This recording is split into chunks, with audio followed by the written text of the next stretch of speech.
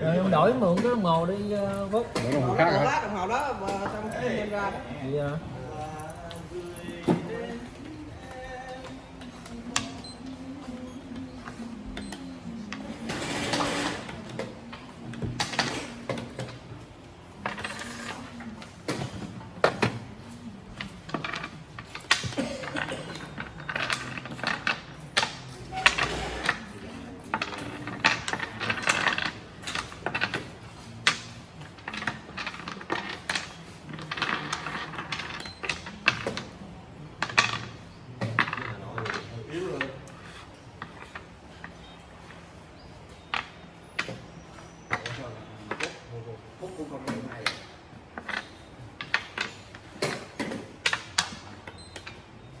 Pháo.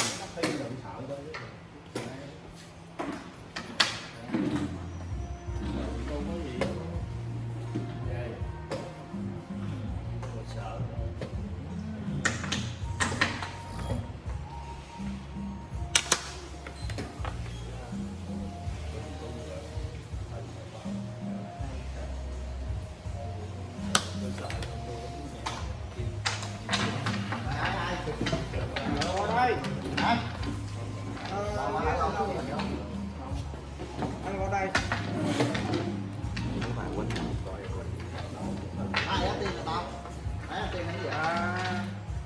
Nãy đi hậu giờ nó tiên lại.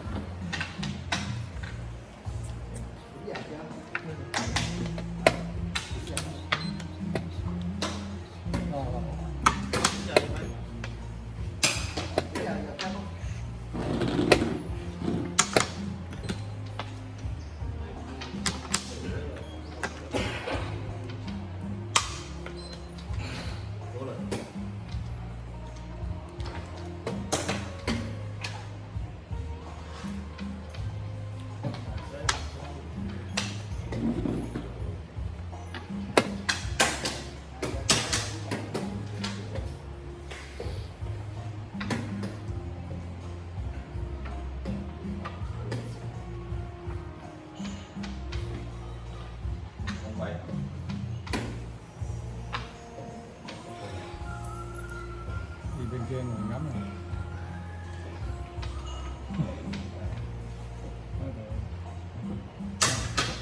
Thua luôn đi, hôm qua thua, hôm nay thua luôn đi.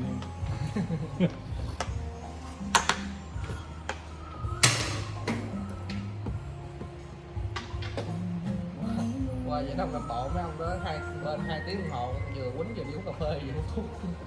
Dạ đúng rồi mà. Quá bên 2 tiếng. Hút thuốc thì ra ngoài hút mà. Thì đúng rồi 4 tiếng.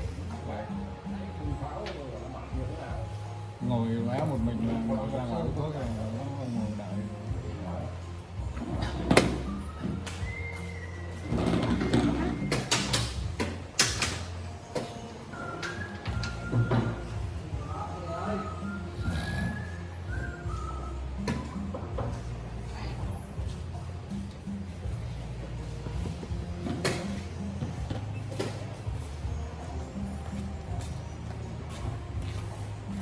Có ghế ngồi nha, thoải mái. Tốt, coi đứng coi được nhiều người. Bên kia thả. Cái này có được mấy ông hàng không? Có đụng nào chưa? Chưa Không thấy đụng da nậu coi một chút. nồi thì khúc sau kìa. Về khúc sau. Sau còn đầu thì mới gặp chưa gặp đâu.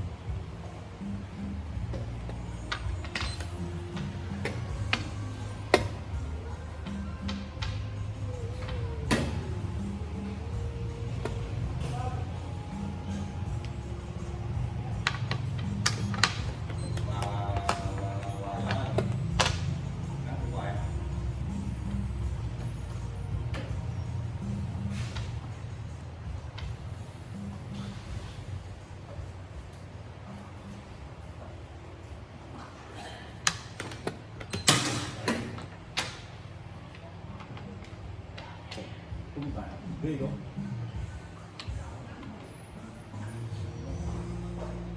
Ghê.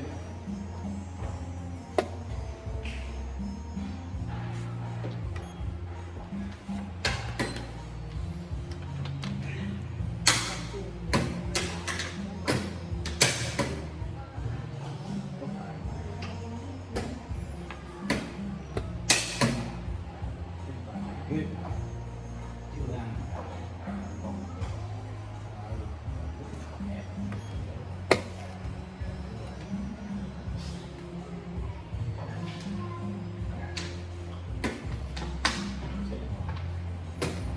Quá còn.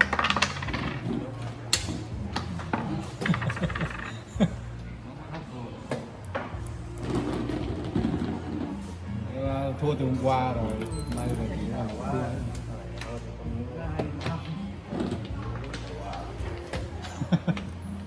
Cao thủ. Tưởng không đâu có lời được tượng sĩ gì đâu. Con chốt.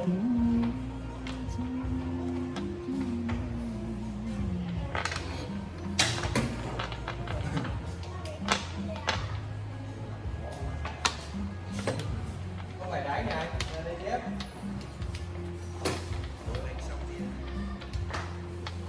Ai chưa không? Em tao chiều giờ cái những xếp phải nhổ cái. Sao tiếp nổi cái? Ừ. Sao thế mỏi? Quá kiện là quá này nó sung lắm rồi, quạt lại không nó sung lên.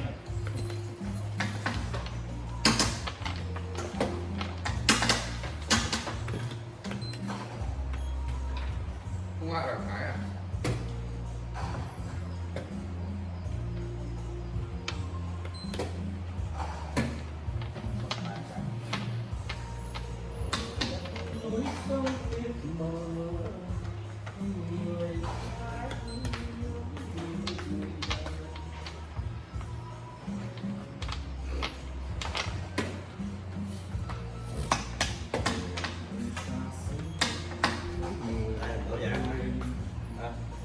Xe nào bên đó mình chống chỉ mình chọn qua bên đây cho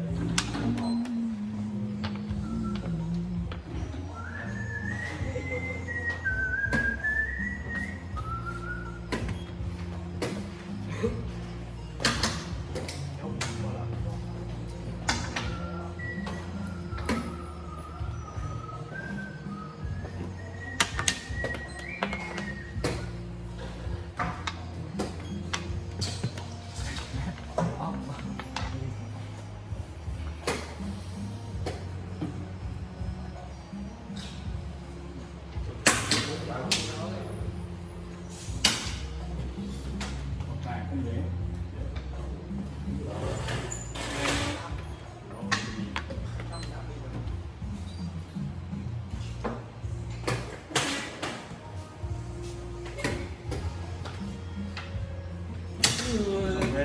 Xong. Bây giờ anh phải ra chợ anh hỏi cái người bán cải vô tâm được cho thầy đi bán cải có thể vô tâm, còn người có thể vô tâm được không? Anh bảo hỏi có thể sắp được thì chắc là được không? làm nước được không? Đùa rồi.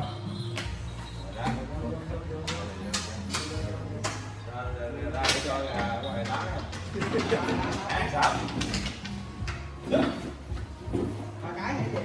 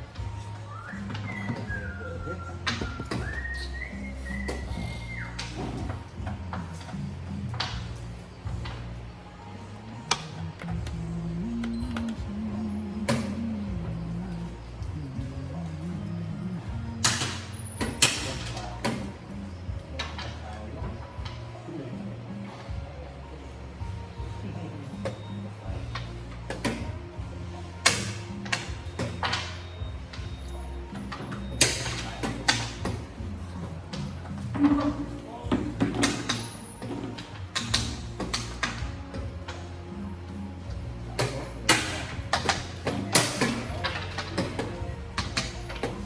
phải lo sợ bọc tàn là được con dấu mình tắm liền anh thấy dấu của tôi là đó không ngang dấu sợ dấu.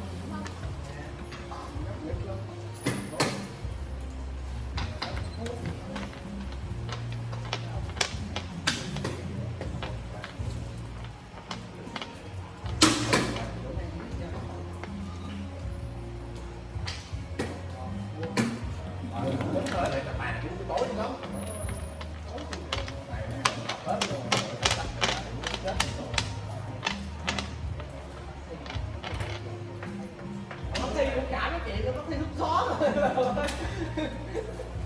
Vậy mà có đâu Chết liền. đâu có cần mình quýnh mà nó không nhiều đâu.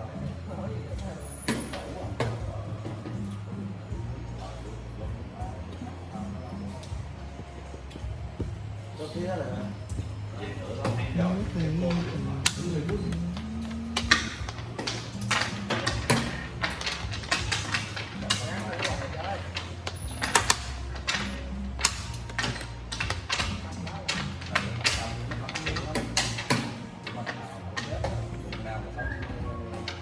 chuyên gia bọc tàn mà lương tâm thôi.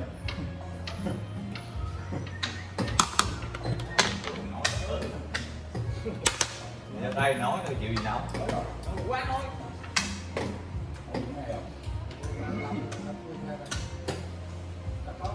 Ừ. Ra rồi thôi. Không ra đi.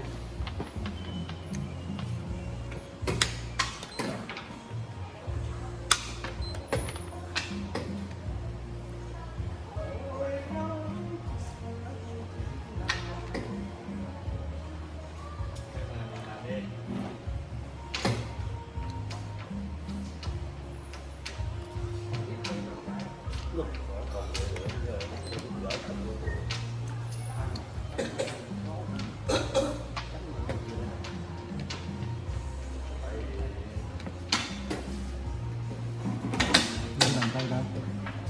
Lên làm tay mà. Ồ, làm sao anh tiêu diệt con chốt đó, anh lên mã rồi được đã ra. Ừ. Hay đó. Mình bỏ lên chốt ở đây rồi. Ý là ngựa bên kia là lép xẹp luôn.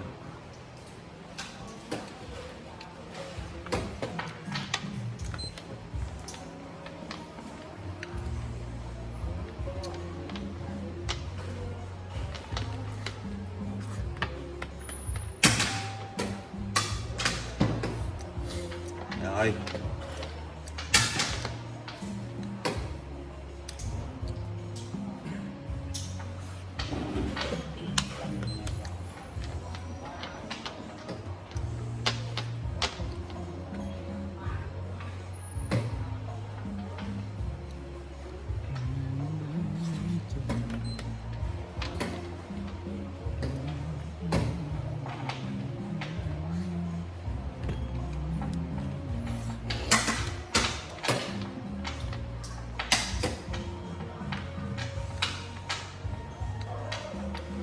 Mình chịu quẹo bánh bệnh. Biết đâu.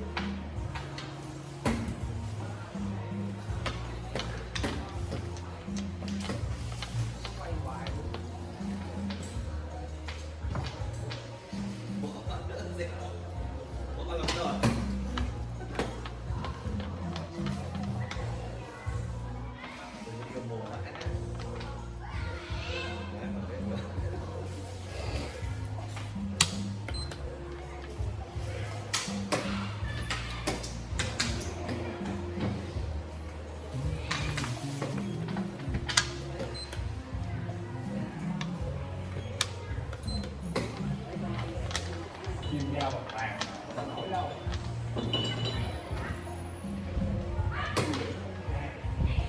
Thấy không? Thấy nha. Mấy tuổi này là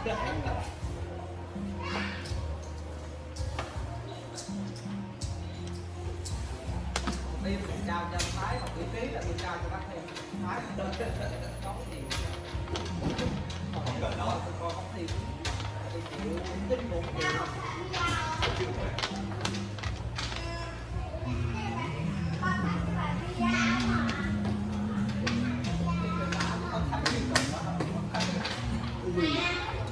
Thấy cho bạn bị da không? À.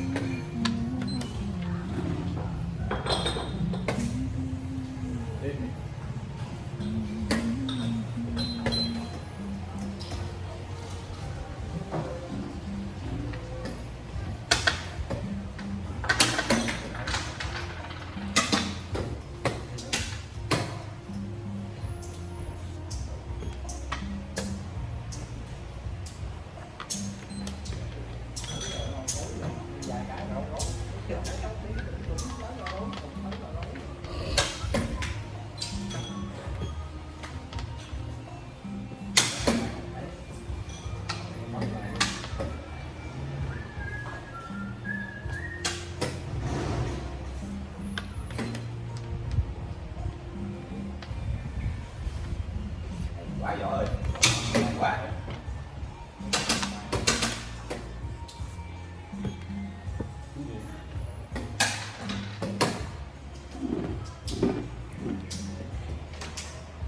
Hay quá giỏi rồi. Cái này mà Thái mà anh ăn được tôi khen. Hay à. Đến chiêu.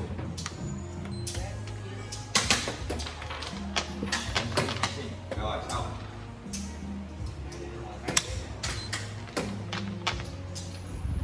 Hay quá giỏi rồi. Anh ủng hộ em quá giỏi.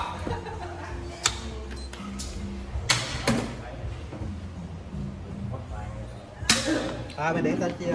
Hay quá giỏi rồi. Là con mình nhìn đi vào chơi thôi, đi về ngủ à. Làm gì có ơi.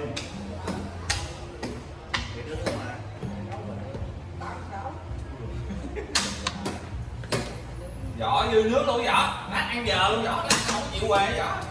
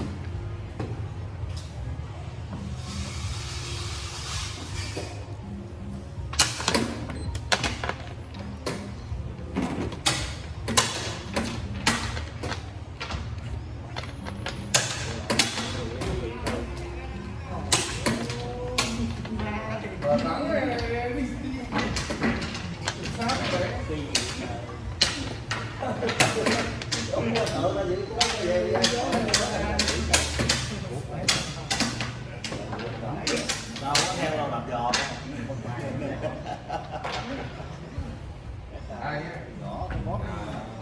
Quýt vậy thì nó không hả? Mình củ đậu chứ đâu phải là người ta hay đâu. Mà đây Rồi rồi. mà này hơi Ra chữ cho tặng mình giờ không phải là người ta hay từ từ đấy.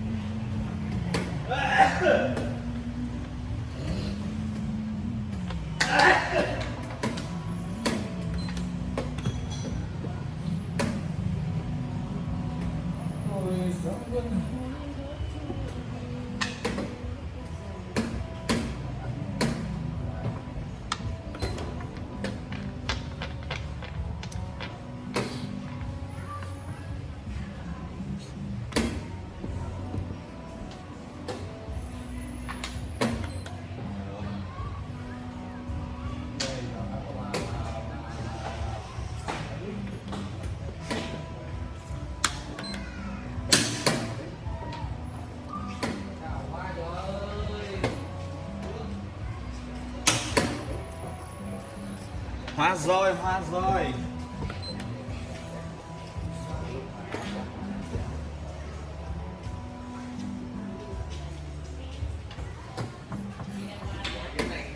Đấy, vào đi.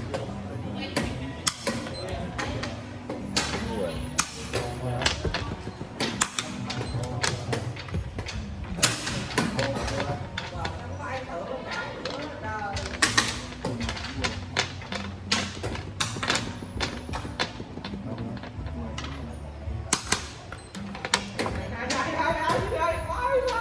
Đấy mày thấy nếu mày săn nó đến gì rồi?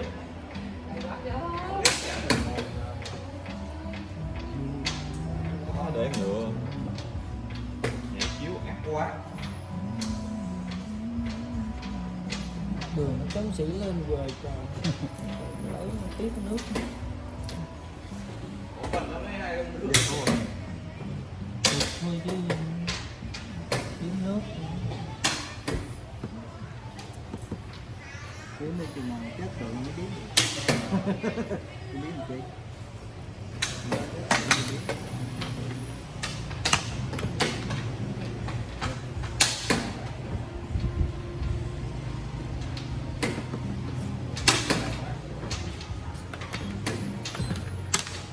cái nước này không? Rồi ba đó. Chim ba.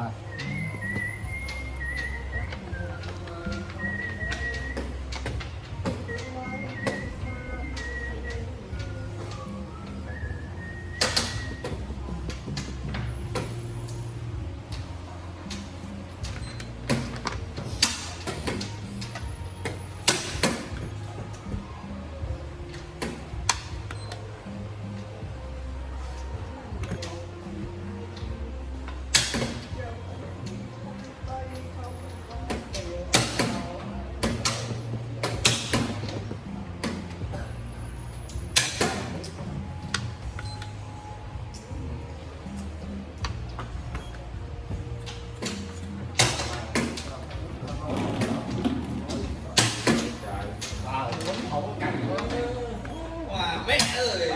Về đến đi. Tao có thua ai không ai cũng Vào bên đây này. Ủa quay ơi, nãy 46. Hả? Anh cứ đi mãi ở đây mà anh đừng vào đấy. Hả? Đi ra đây đã xong anh quay về. Nói chung khó lắm, mình hình đấy có.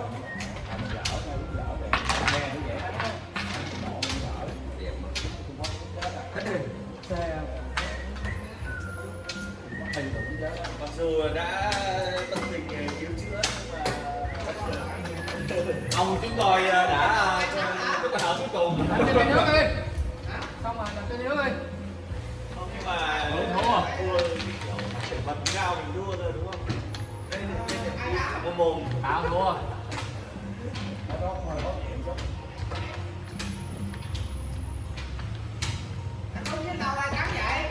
Lâu Hút lâu đi, lâu. làm lại nè. Đó. Lâu thắng. Hút đi. Lâu á, lâu thắng. Hút lẹ quá.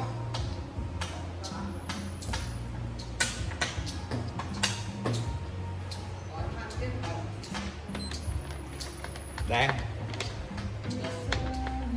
Ngồi nữa. Rồi hút đi. Bây giờ nó quýnh nồi nữa. Vào lúc 7 phút người ta trong 2 phút chứ nghĩ chứ không nổi. Rồi sao không rồi? Quá. Sao chút quýnh. Còn bên đây nữa hả? Chừng nào nó tưởng tài phía hoài.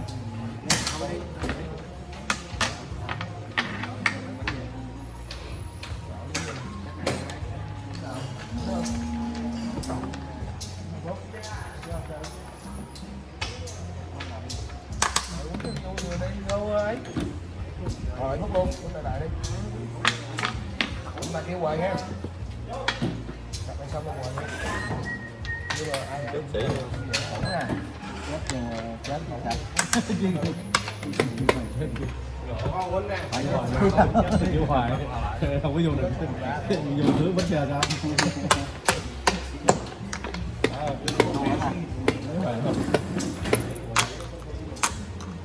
Trời, chấn sĩ lên.